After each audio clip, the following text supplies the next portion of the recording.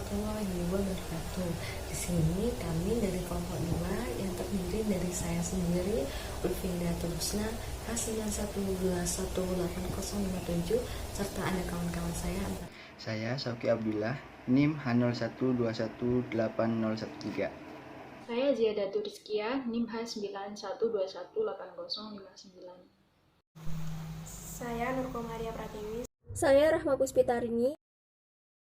Nah, pada abstrak di jurnal ini menjelaskan bahwa perkembangan morfologi embrio Pteridophyta pertama kali muncul ketika terjadinya revolusi konsep evotracheophyte evolution menjadi konsep molekular filogeny untuk mengklasifikasikan embrio Pteridophyta secara tradisional biasanya menggunakan fitur kategori seperti endoskopi serta eksoskopi. Kedua fitur kategori tersebut biasanya digunakan untuk menganalisis kebiasaan dari gametofit Pteridophyta itu sendiri.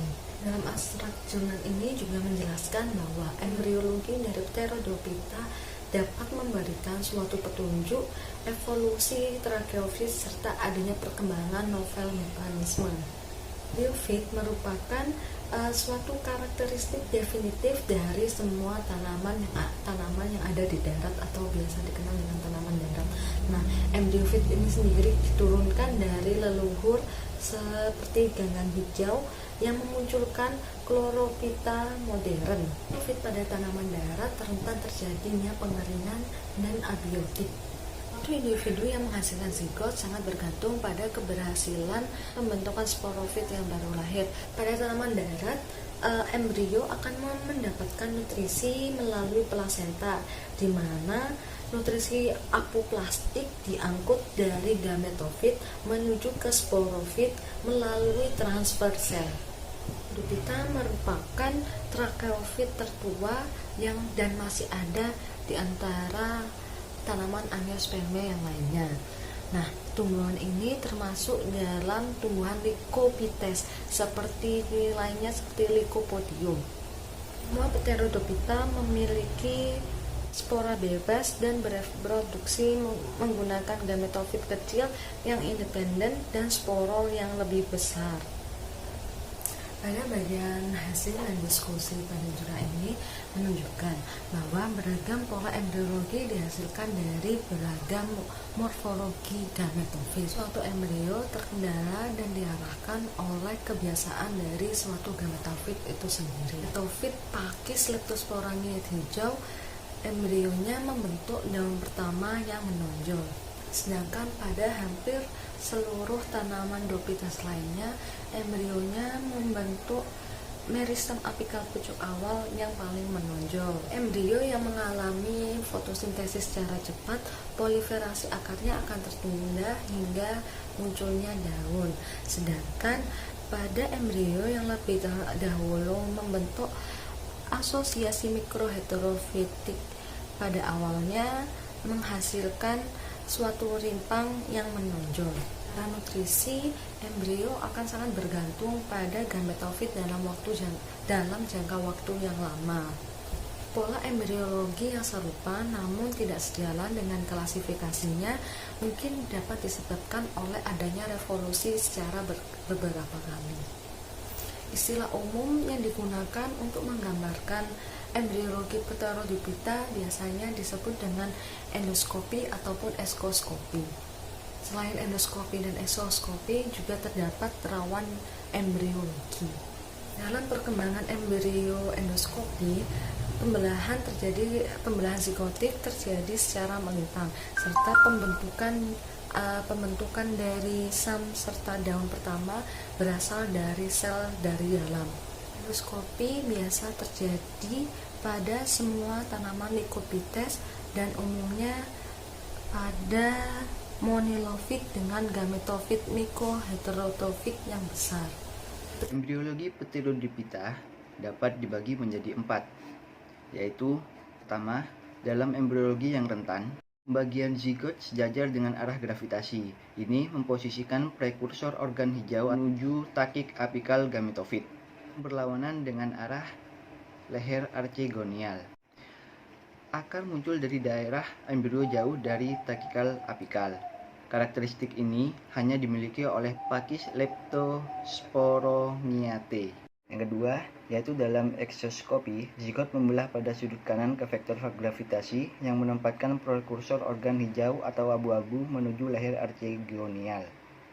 Eksoskopi diketik oleh Psilotum, Equisetum, dan beberapa Ophioglossariaceae dan Pakis Leptosporingiae dengan gametofit di bawah tanah. 3. Yaitu dalam endoskopi dengan pembentukan suspensor, pembelahan zigotik tegak lurus terhadap vektor gravitasi.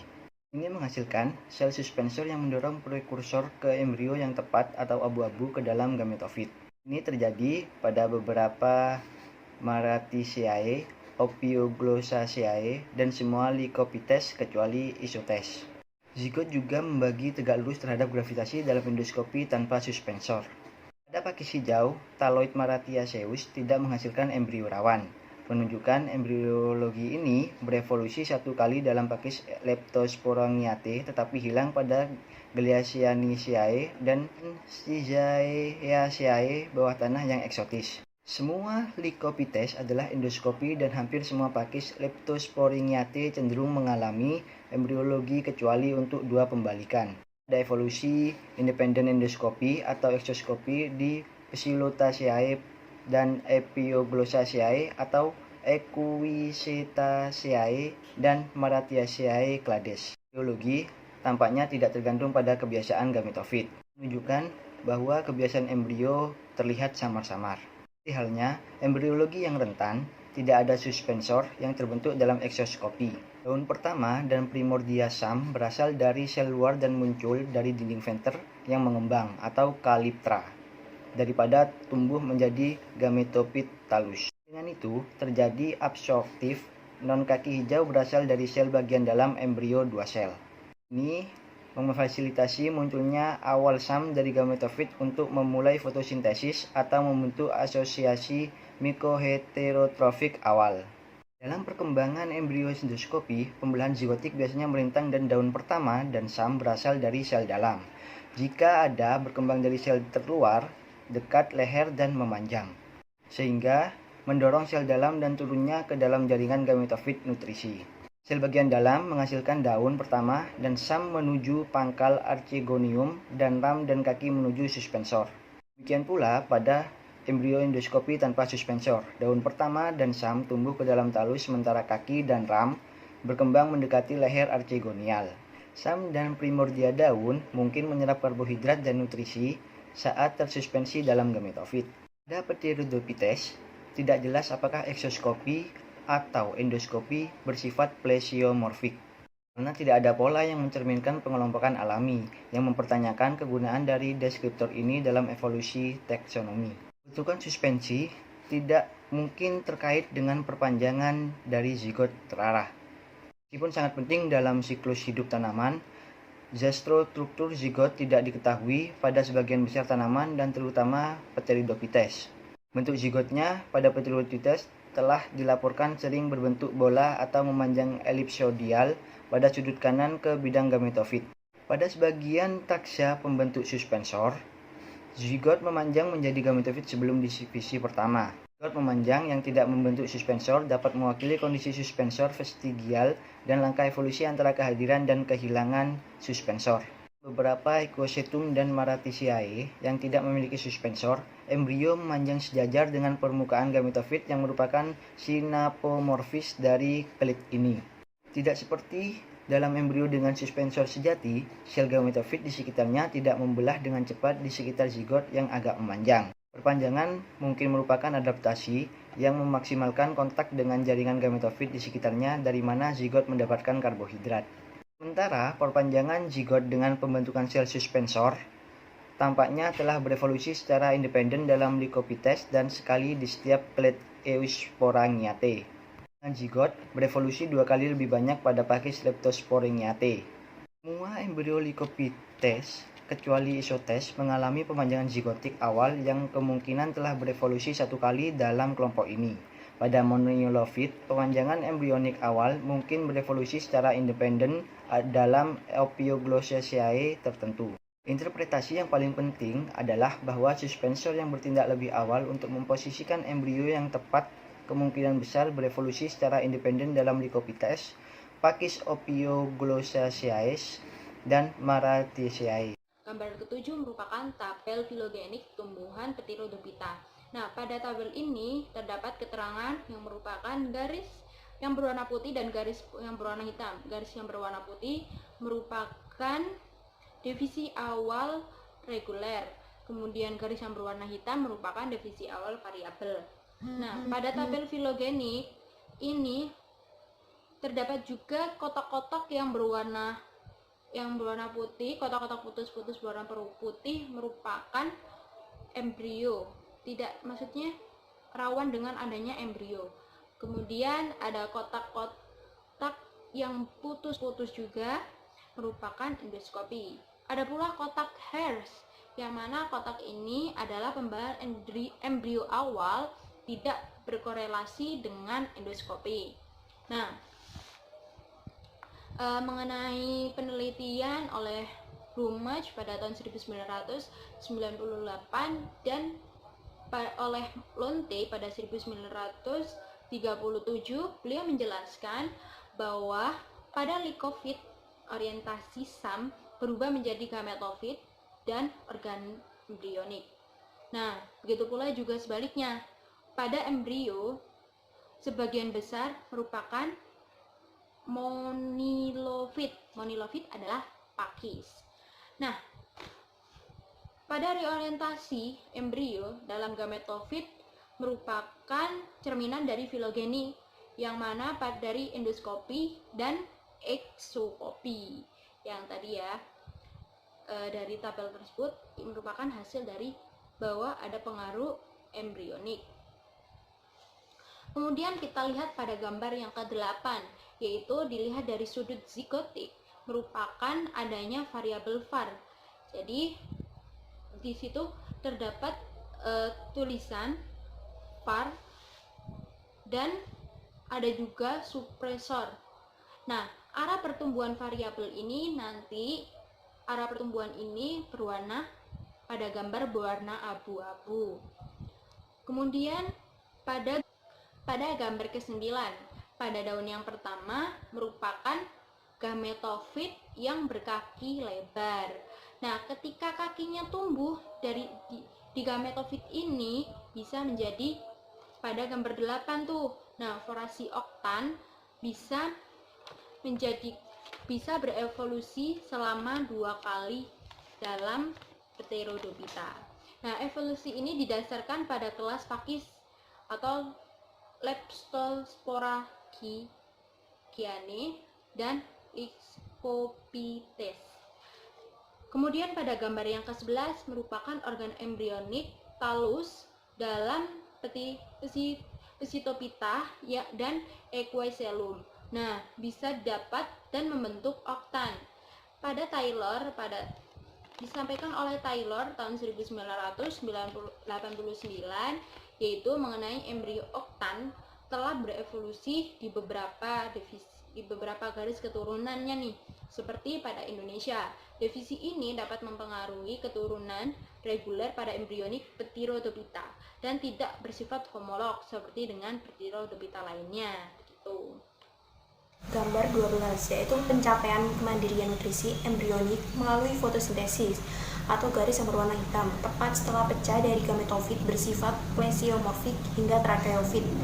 Kemandirian nutrisi embrionik melalui mikroheterotropi atau yang berwarna putih, garis berwarna putih, hanya berevolusi setelah 1 kali dalam kelas Basilotaceae dan Ophioglossariaceae, 1 kali dalam taksa embriologi endoskopi berevolusi secara independen dalam Lycophytes dan Monilophytes.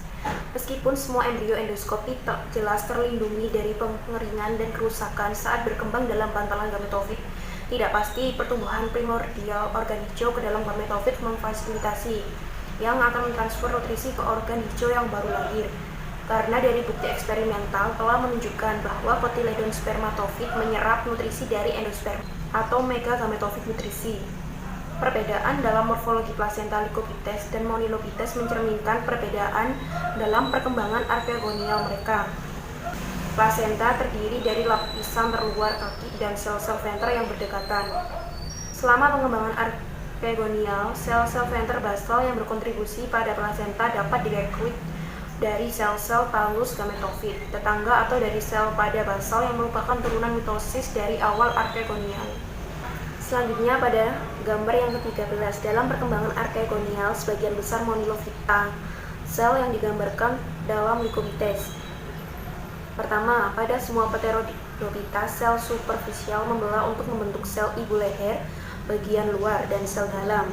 Kedua, namun hanya pada monilofit, sel dalam membelah sejajar dengan divisi pertama untuk membentuk sel bantalan basal dalam sel induk baris aksial, mendekati sel leher.